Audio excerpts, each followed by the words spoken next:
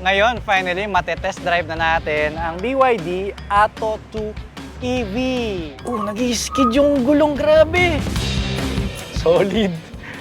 Ganun kalakas. Umaangat yung harapan.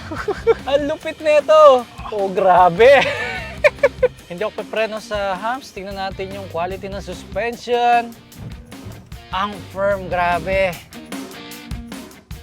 Mga kamanibela, ngayong araw ay ipapakilala namin sa inyo ang isa sa mga pinakabagong launch ng BYD Philippines,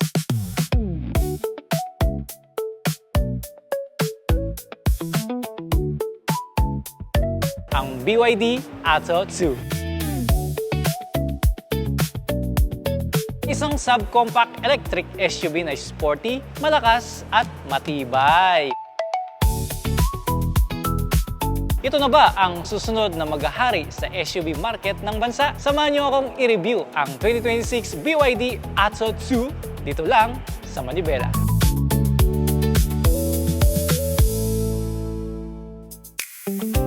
Kung gusto mo ng fully electric experience, ang BYD Atto 2 EV Premium ay may presyo na 1,280,000 pesos. Pero kung gusto mo naman ng flexibility ng Super DMI plug-in hybrid technology, may dalawang variants kang pagpipilian. Ang BYD Atto 2 DMI Premium ay nagkakahalaga ng 1,250,000 pesos, habang ang BYD Atto 2 DMI Dynamic naman ay nagsisimula sa 1,050,000 pesos. Kaya kung priority mo ay full electric driving o gusto mo ng plug-in hybrid para sa mas mahabang biyahe, may variant ang Atto 2 na babagay sa iyong lifestyle at budget. Ngayon, check naman natin yung exterior design niya.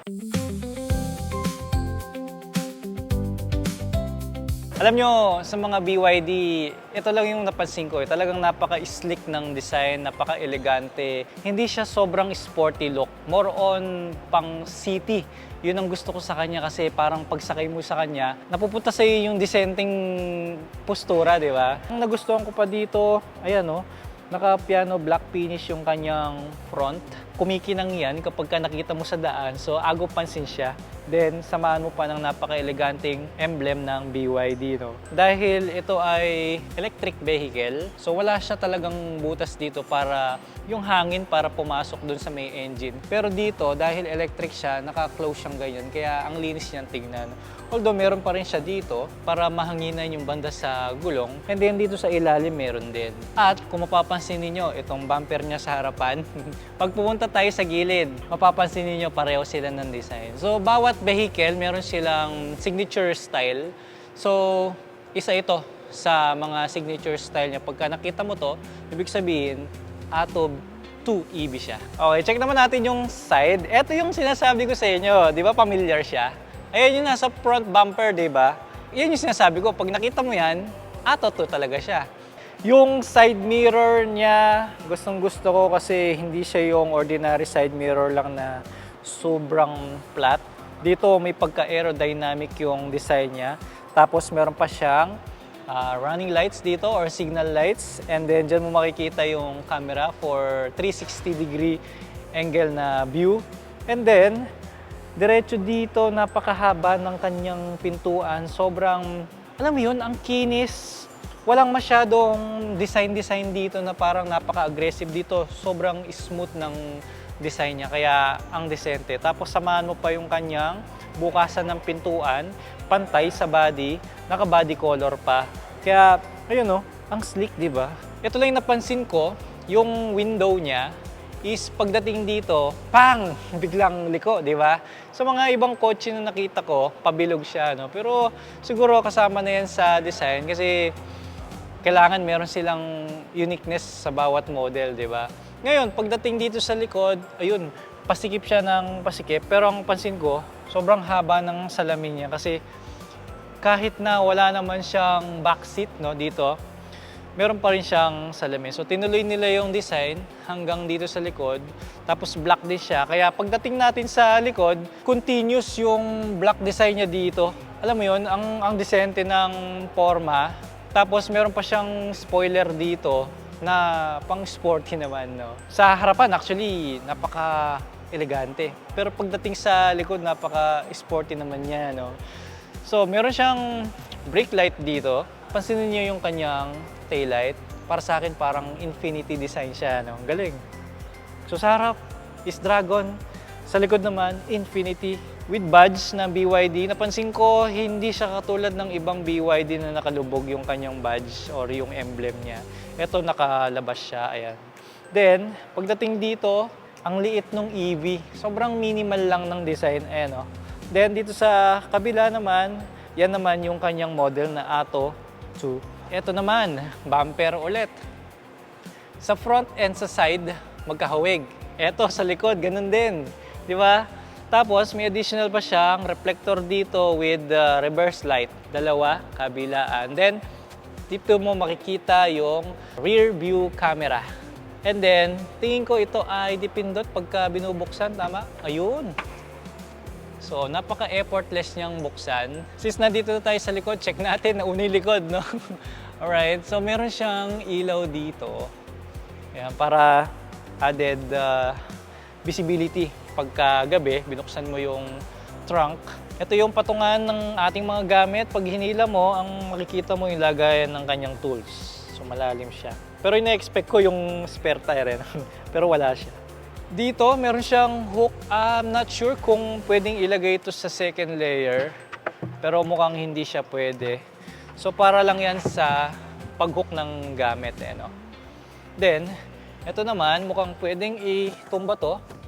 Para ang mangyayari, kung medyo mahaba yung gamit na ilalagay nyo dito, ayan, kasya siya, maluwang, di ba? Galing din.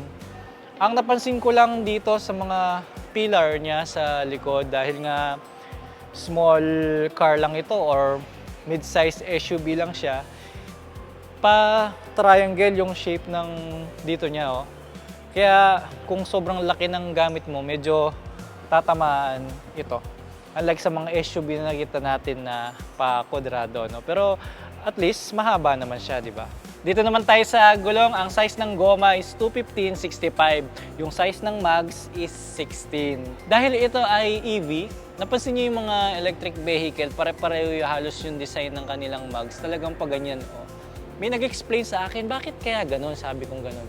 Ang sabi niya is para daw mas magaan yung mags, kaya ganito yung design. Sa nakikita ko, comparison sa ibang car ng BYD is mukhang mas magaan nga ito. Nakikita nyo, 5 lang yung spokes niya and then napaka-minimal lang ng design.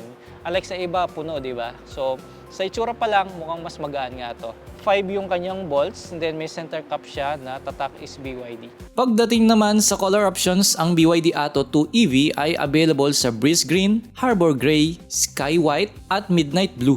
Bawat kulay ay may sariling karakter, kaya may pagpipilian ka kung alin ang babagay sa iyong lifestyle. Para naman sa interior, exclusive ang black and beige cabin ng EV. Dito naman tayo sa driver's side. Unang makikita mo dito sa side mirror niya is meron siyang NFC. Mukhang meron tong card na pwede mong itap dyan para mag-unlock yung sasakyan. And then, sa 4 na doors, ito lang yung merong pindutan na ganyan. Nung ako ay merong ibang sasakyan, nung pinipindot ko, lock and unlock siya. So pagbukas natin, ayan. Medyo mabigat-bigat yung pintuan niya. Ayan, oh. Meron siyang, yung lock ng pintuan, yung may pressure siyang ganyan. 1, 2, tapos 3 sasagad. So at least meron kang option, hindi yung agad-agad bubukas siya ng ganon. Pagbukas ng pinto, kitang-kita ka agad yung kanyang kulay. Napaka-elegante. Tapos dahil ito ay bagong disenyo ng car, bago rin yung disenyo ng gilid niya dito. So, ewan ko. Ang galing talaga mag-disenyo ng BYD, no? Parang sarap niya sakyan lagi, no? Tapos, ito yung nabanggit ko kanina. Kita niyo yung edge ng kanyang window. Ayan, no? Kantong-kanto, di ba? Pati dito, oh, kitang-kita siya. Marami ring smart convenience features gaya ng smart keyless entry, push button start, digital key gamit ang BYD app, 4 na USB ports, at 1 touch power windows. Alright, sakyan naman natin ngayon. Ang ganda ng upuan. So yung upuan niya, kahit na leather siya, ang dami niyang butas sa upuan no? Tapos yung nga lang headrest niya is hindi na na-adjust na up and down no? Naka-fix na siya na ganyan. And then, dito sa manibela, medyo matigas yung texture ng steering wheel niya, no? Tapos dito sa gitna, dama mo yung pagka-leather niya. Not sure kung plastic ito. Mukhang plastic siya na feel ko leather ng galing. Yung emblem ng BYD is nakalubog. So ang ganda niyan tignan.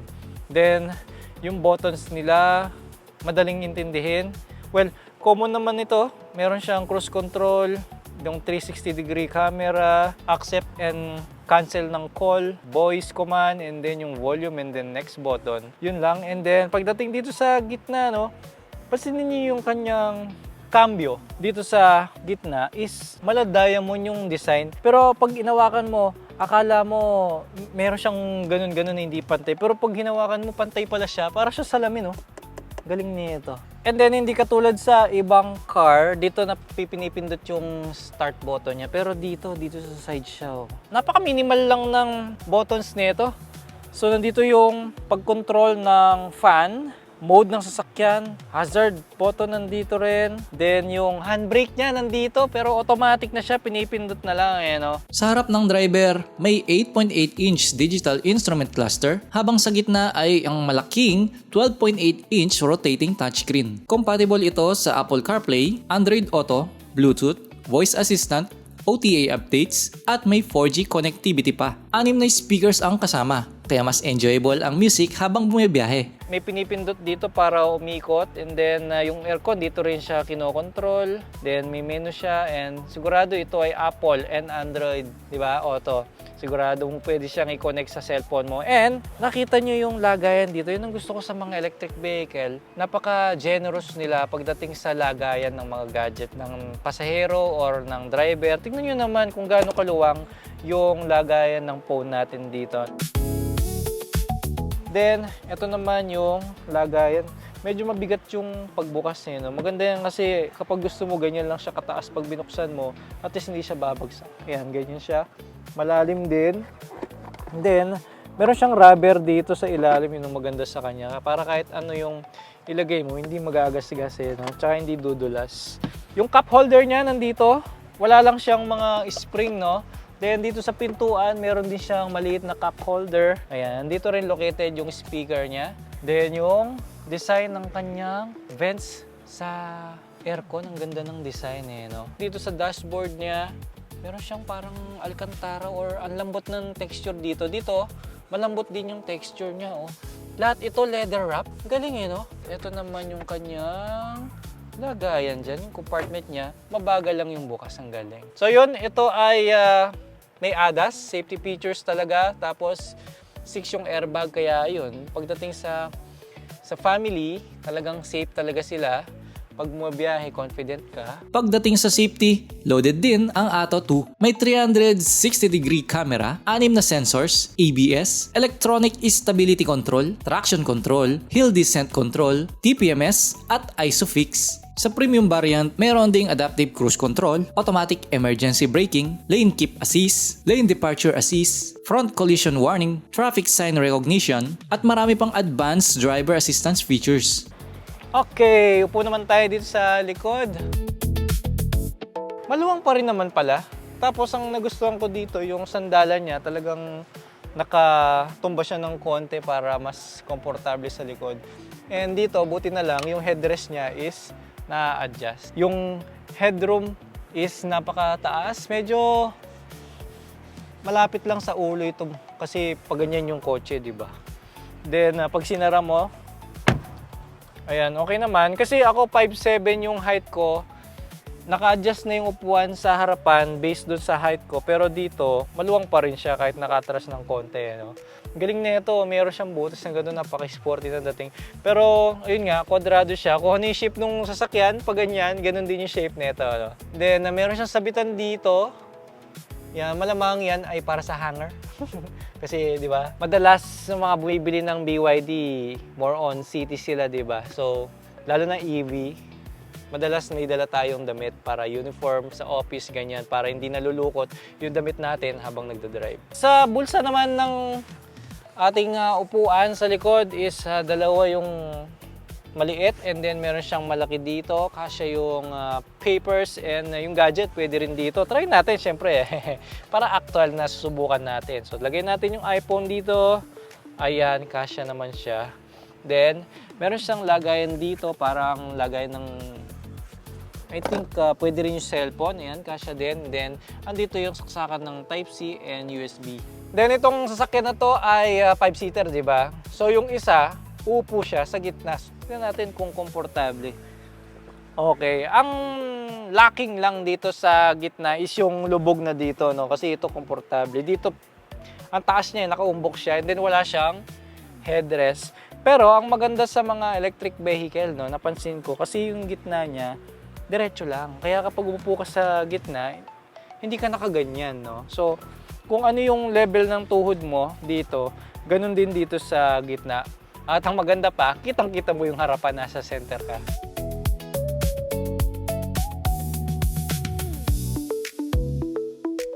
At kung gusto nyo naman ng mas mahaba yung matatravel mo, dito tayo sa DMI. So same lang sila na Atto 2. Ito nga lang is hybrid and yung isa is full EV. Yung full EV natin is 380 kilometers yung range. Ito naman, sa isang full tank ha, gamit ng hybrid technology, abot siya ng 1,045 kilometers. And then, unlimited yun kasi pwede ka pa magpagas kapag naubusan ka ng gas, di ba? So okay to para sa mga gustong mag-office araw-araw and then after ng work, uwi ka sa province, so walang problema sa distance, di ba? Check naman natin yung interior. Oh. Meron lang siyang konting pagkakaiba dun sa EV natin. Pagdating sa upuan, hindi siya full leather wrap. Ako, dahil siyempre nakatira tayo sa Pilipinas, madalas dyan mainit. So ito yung mas maganda sa ganung klima. Pati sa likod, ganun din yung texture. Ang ganda oh.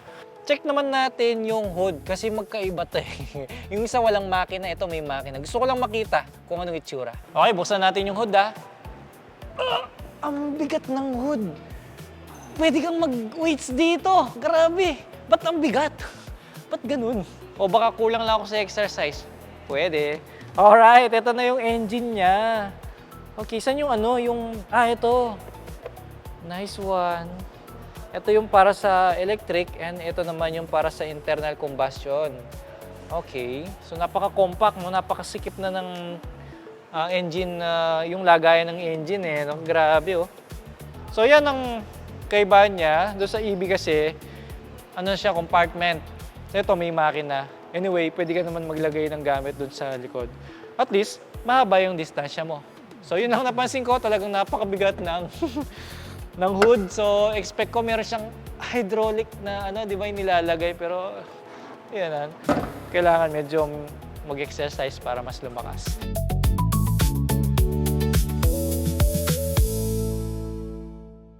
Isa sa pinaka-exciting dito ay ang performance. Dahil fully electric ito, instant ang torque kaya napaka-responsive ng acceleration. May output itong 177 PS at 219 Nm of torque kaya kahit overtaking o paakyat, hindi ito bitin. From 0 to 100 km per hour, kaya nitong gawin sa loob lamang ng 7.9 seconds, habang ang top speed ay 160 km per hour. Ang puso ng Atto 2 ay ang kilalang BYD Blade battery, isa sa pinaka-safe at pinaka-reliable na EV batteries ngayon. Sa isang full charge, kaya nitong bumiyay hanggang 380 kilometers, kaya swak para sa daily commute at weekend road trips. Flexible rin ang charging options nito. Pwede kang mag-charge sa bahay gamit ng AC charger o gumamit ng DC fast charger kapag nasa biyahe. Sa DC fast charging, mula 10% hanggang 80%, aabutin lang ng humigit kumulang 40 minutes. Ito naman yung tinatawag nilang BYD V2L or Vehicle to Load. So, ito basic lang naman, yung power ng ating electric vehicle is mako-convert siya na pwede mong gamitin pang saksak sa mga appliances ninyo. Kagaya nito, perfect example, meron tayong electric fan, paggawa ng coffee, and then pag-charge din sa mga gadgets ninyo. So ito ay kasama sa package pag binili nyo yung Atto. So, diba? Ang galing. Pagka pinang-camping mo, pwede pala to. Sakto sa akin. Nagka-camping ako, kailangan ko ng napakalaking power bank.